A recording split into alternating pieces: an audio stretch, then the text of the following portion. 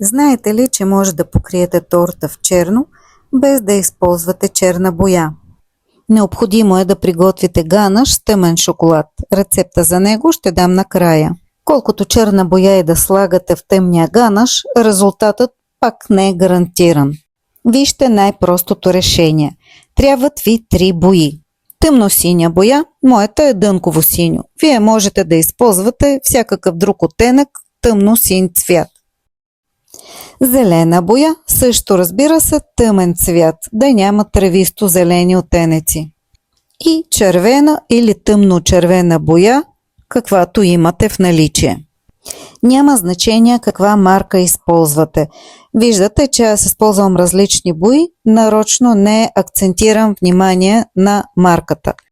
Освен това, това са обикновени водоразтворими бои, но не са течни, а са гелови бои. Аз използвам за целта гелови бои.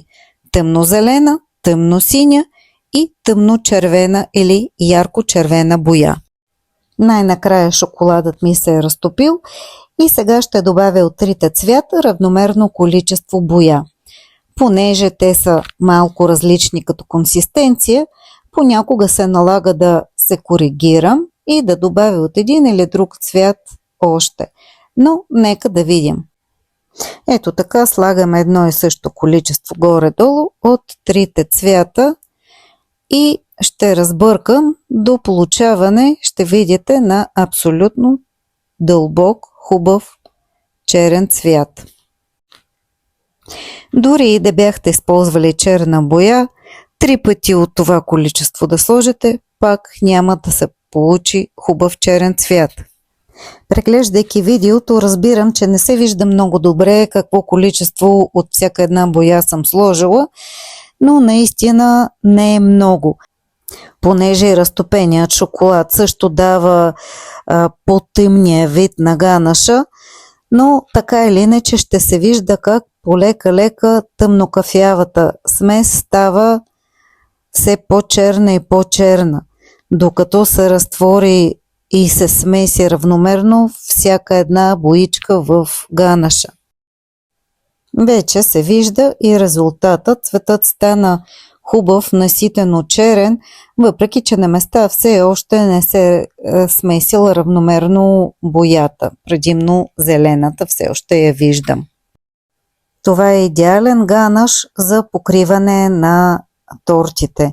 Дали ще използвате в случая черен или ще ви трябва кафяв, или преди покриване на тортата с фондан.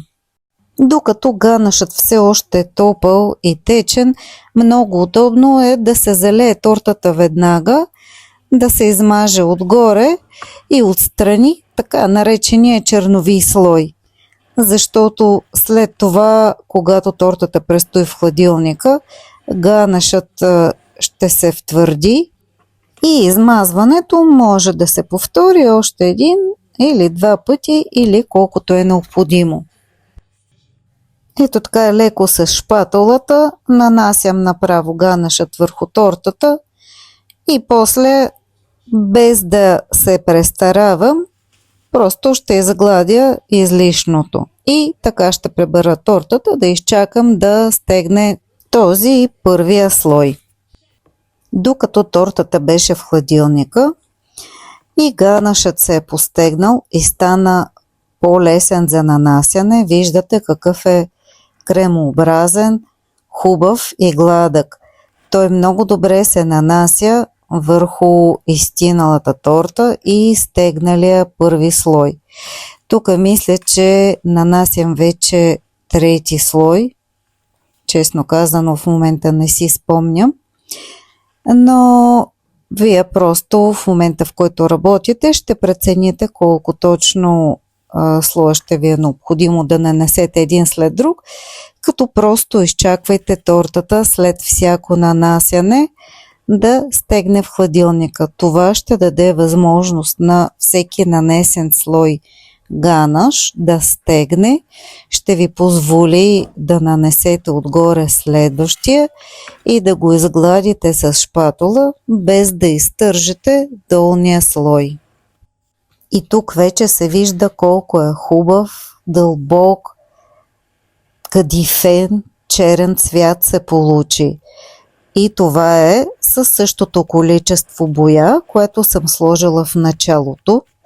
Просто ганашът е престоял и се е наситил още с пигменти и стана още по-черен. Този ганаш е чудесен, както виждате, за нанасяне, за покриване на самата торта, за шприцоване на различни елементи по нея, а също и за надписи. Тортата е с диаметър 20 см. За нея използвах 200 грама течна сметана, 20-25 грама масло и 300 грама натурален шоколад, който сложих в затоплена сметана, после добавих маслото и самия шоколад. Хубаво разбърквам и изчаквам шоколадът напълно да се разтвори в сметаната и тогава отцветявам. Както видяхте, стана много хубав черен цвят още в самото начало, но когато ганашът постоя малко и се постегна, цветът стана още по-богат. Надявам се тази рецепта и идея ви е харесала. Ще се радвам да видя вашите резултати.